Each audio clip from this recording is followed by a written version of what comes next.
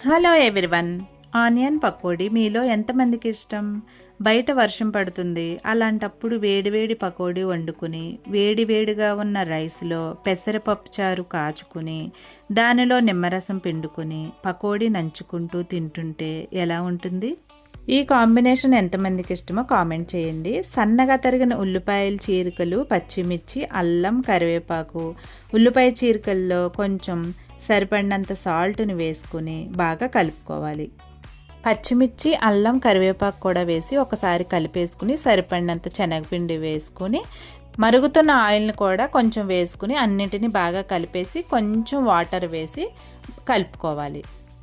వేడిగా ఉన్న నూనెలో కొంచెం కొంచెంగా వేసుకుని పకోడీని బాగా వేయించుకోవాలి. దీనిని వేడివేడిగా రైస్‌లో పప్పుచారు వేసుకుని తింటే భలే ఉంటుంది. మరి ఈ వీడియో మీకు నచ్చినట్లయితే సబ్స్క్రైబ్.